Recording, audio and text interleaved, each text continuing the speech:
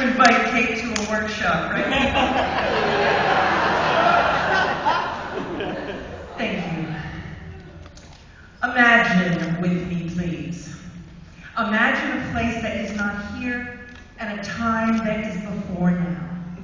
Imagine a gathering of ancient bodiless souls, all drinking tea and deciding the social priorities for the 20th century. One gay soul suddenly turned serious. I am calling for us all as a soul group to congregate in the United States in the mid-20th century. Our time on Earth will be short. Almost all of us will have died of a plague they will call AIDS before the millennium. Our task? To love and care and fight for each other so fiercely, to become so strong and so visible that gay men and lesbians in a large portion of the world will have equal rights shortly after our deaths. There are gasps of awe and enthusiastic shouts of agreement. Count me in, me too, me three. When the cacophony dies down, one lone lovely creature speaks.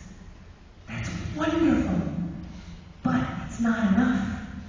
What about everyone who doesn't fit into the binary of gay or lesbian? Or man or woman? What about every sexual outlaw and freak of nature? Who's going to fight for their rights? One thoughtful soul, the thoughtful soul who had proposed AIDS to the group, says you're right, but I don't see how we can do it in one go. Ah, but I do, said the lovely one. I'll go with you. I'll go down with you, but I'll take another path while you take on AIDS. By the time you're finished, I'll be ready. I need the time anyway. I have research to do.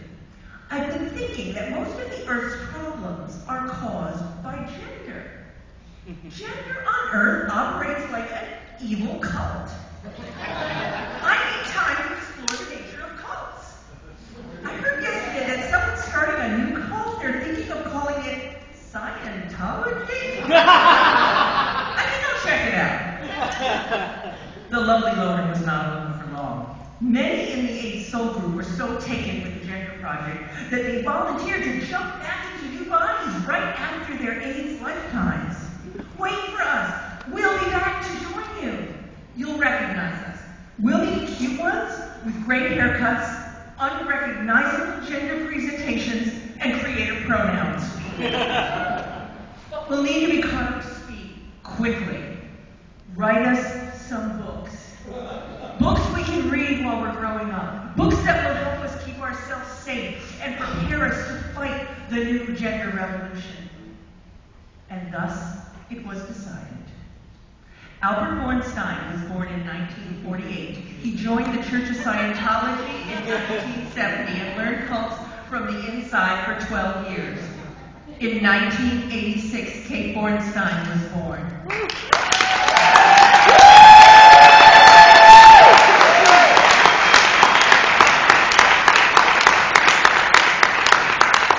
If you ask the question, as I recently did on Facebook and Twitter, what does Kate Bornstein mean to you? The overwhelmingly most popular answer is Kate Bornstein saved my life.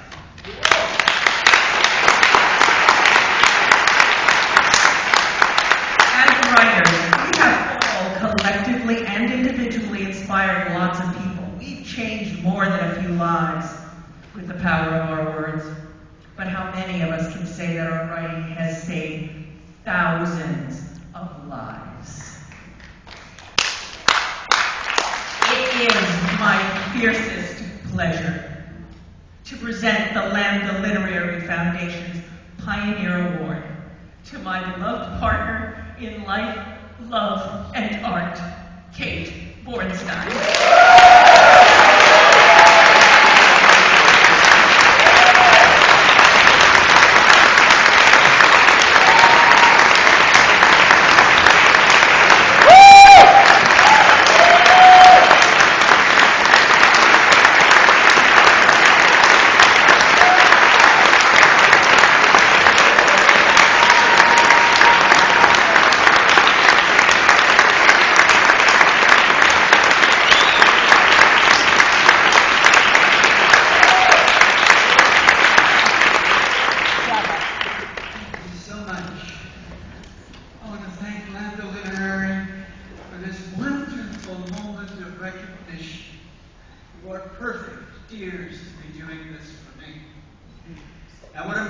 you is a time-limited, edited version of my remarks. I'll post the unedited version on my blog soon, and that has a lot of names and thank yous. There's so many people involved.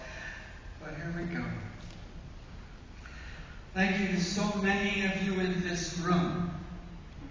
Last year and again over a month ago, over 3,000 people around the world joined together to raise more than $120,000 to help me get through cancer therapy.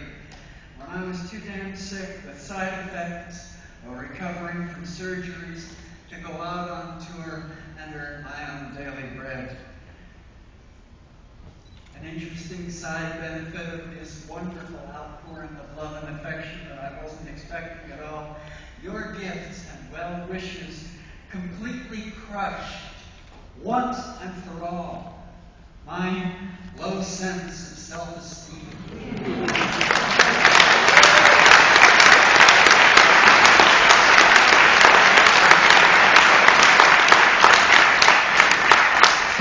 You made me want to stay alive. You saved my life. Bless your hearts.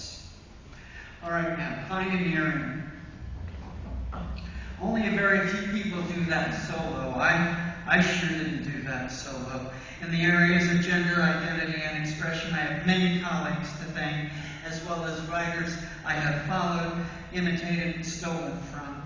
Their names are going to appear on my blog, but I do need to speak some names here tonight. Here we go. My path as a writer of books has been guided by remarkable publishing houses and editors. Serpentine Press, Amy Shoulder, and Ira Silverberg. Please hold your applause till the end of this list. I had to say that too. They're going to play music if I go too long.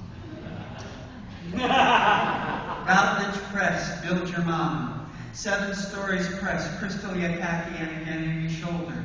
T. Cooper at Akashic Books. Tristan Taormino at Cleus Press. Seal Press, Brooke Warner. Beacon Press, Gayatri Patnaik. And Routledge Press again, Erica C. Wetter.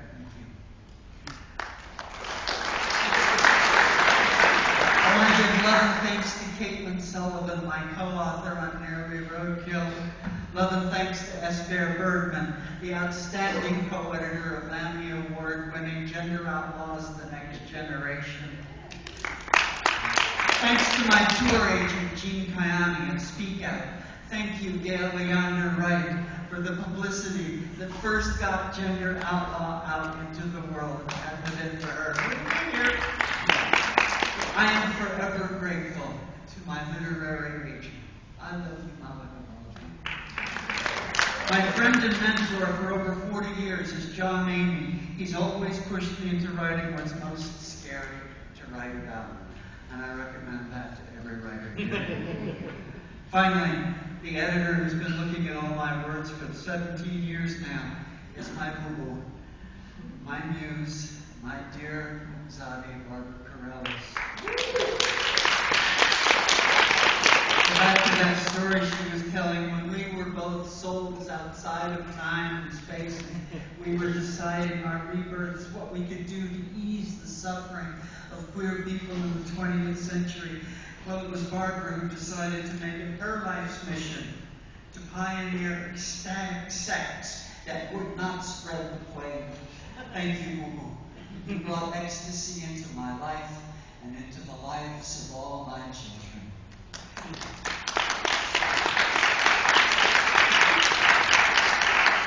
We live in interesting times.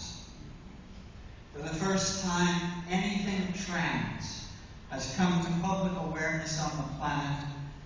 The face of trans belongs to a woman of color, Carrellas.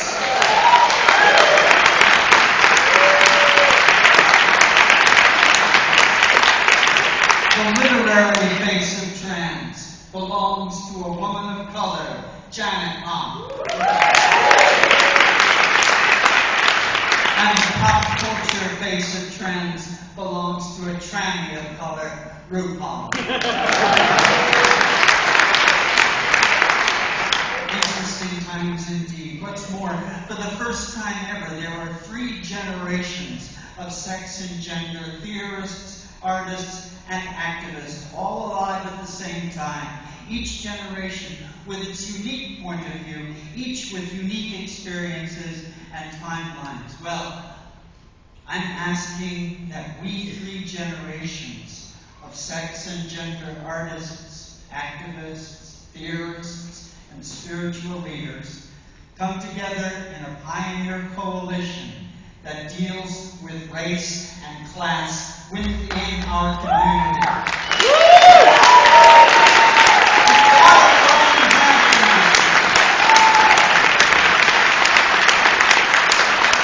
And I want we 3 generations of LGBTQQQIA, etc., to welcome family living well beyond those letters, for we are Legion.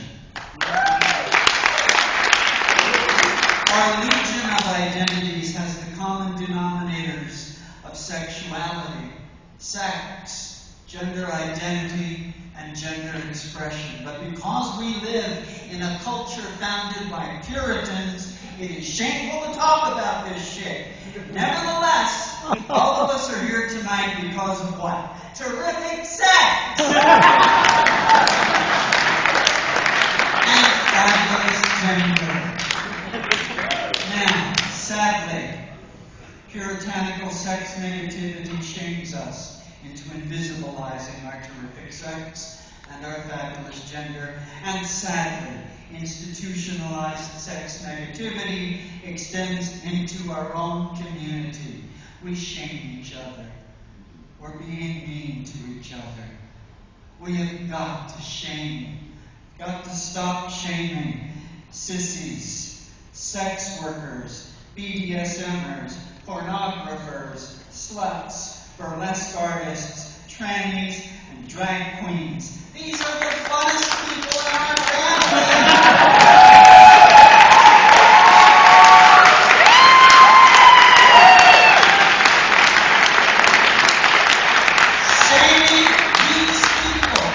Shaming these people and distancing ourselves from them. Well, that's a shame in and of itself. It's a puritanically generated mix of misogyny, homophobia, and transphobia.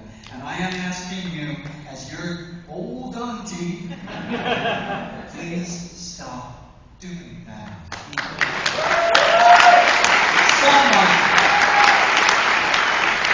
Someone pioneer a queer community that doesn't eat its own. In the spirit of inclusivity, dear Lambda Literary people, may I be so bold as to tickle your own fabulous pioneering spirit. Please, Lambda Lit, could you kindly create award categories for sex education, queer spirituality, queer young adult fiction, and one more category for books written by people with sex and gender identities not yet expressed by LGBT. Okay,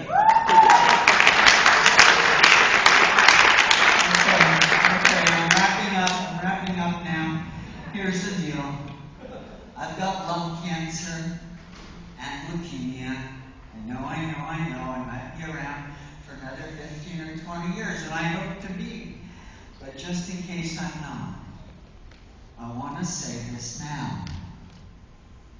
Please watch out for each other. Please watch each other's back. Please stand up for each other.